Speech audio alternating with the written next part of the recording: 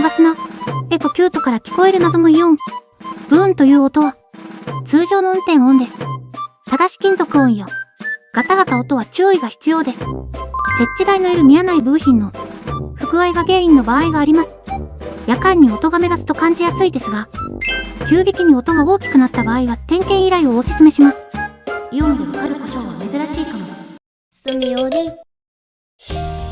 お家のことはすべてお任せください。住みより工房。